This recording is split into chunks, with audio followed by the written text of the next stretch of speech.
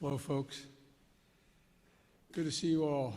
When I announced in early December that I had a goal that I set of administering 100 million shots for the virus in the first 100 days of our office, 100 million shots in 100 days.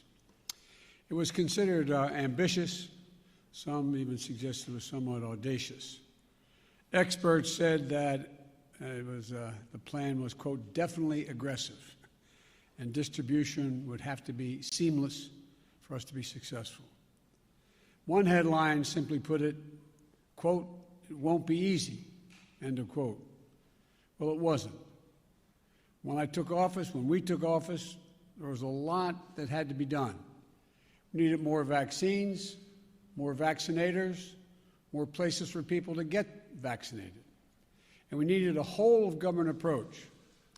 So I directed Jeff Zients, the coordinator of our COVID-19 response, to put us on a war footing, and I meant that in a literal sense, to get us on track to truly beat this virus. And I'm proud to announce that tomorrow, 58 days into our administration, we will have met my goal of administering 100 million shots to our fellow Americans. That's weeks ahead of schedule, and even with the setbacks we faced during the winter storms.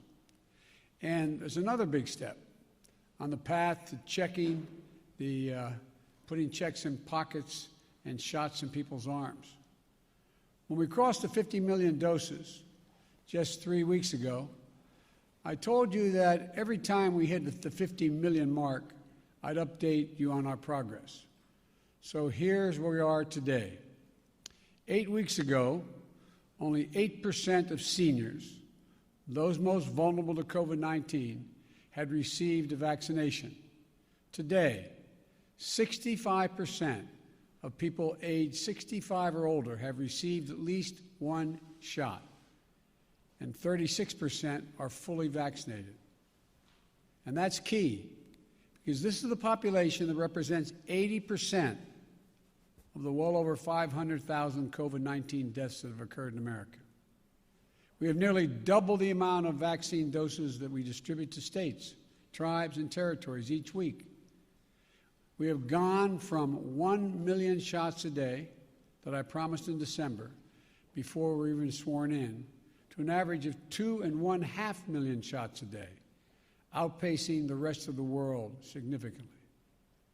And here's how we accomplished this.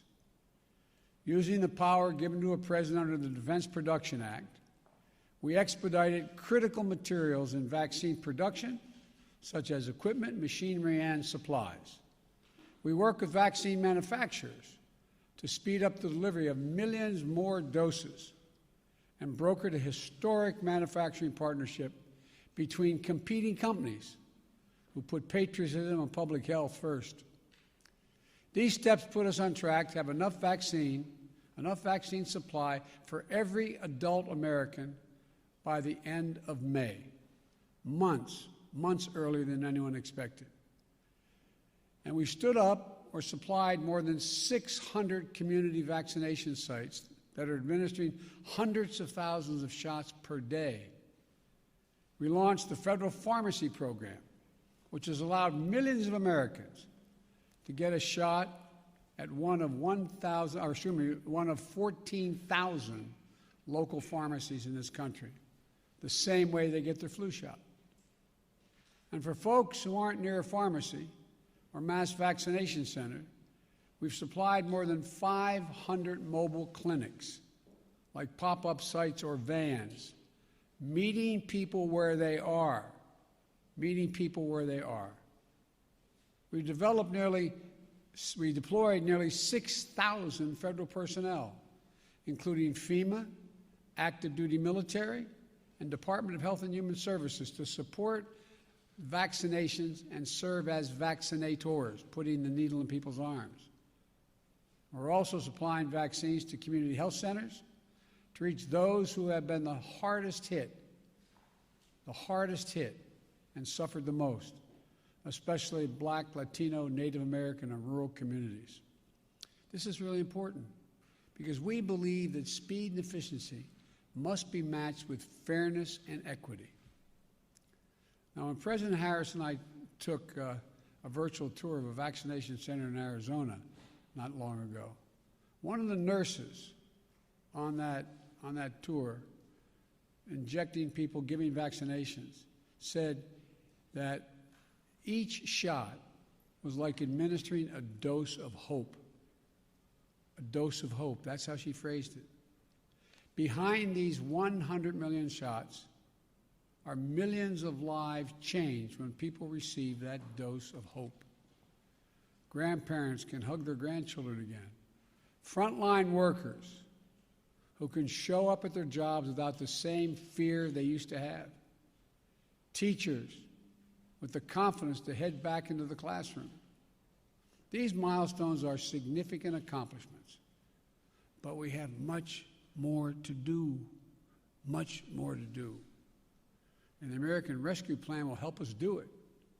In addition to the cash payments it provides to you and your families, it also provides the funds to add vaccinators, to supply more community vaccinations, support more community vaccination centers, and increase testing. It'll help us accelerate nationwide efforts to reopen our schools safely.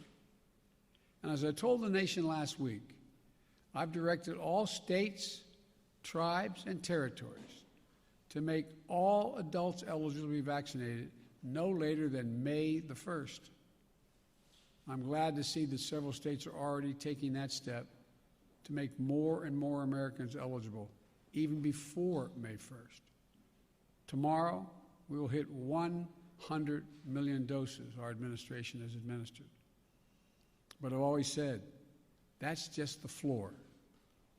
We will not stop until we beat this pandemic. Next week, I will announce our next goal to put shots in arms. This is a time for optimism, but it's not a time for relaxation. I need all Americans, I need all of you to do your part. Wash your hands, stay socially distanced, keep masking up as recommended by the CDC, and get vaccinated when it's your turn. Now's not the time to let down our guard. In the last week, we've seen increases in the number of cases in several states. Scientists have made clear that things may get worse as new variants of this virus spread. Getting vaccinated is the best thing we can do to fight back against these variants. While millions of people are vaccinated, we need millions more to be vaccinated. And again, I need you to get vaccinated when it's your term and you're able to do that.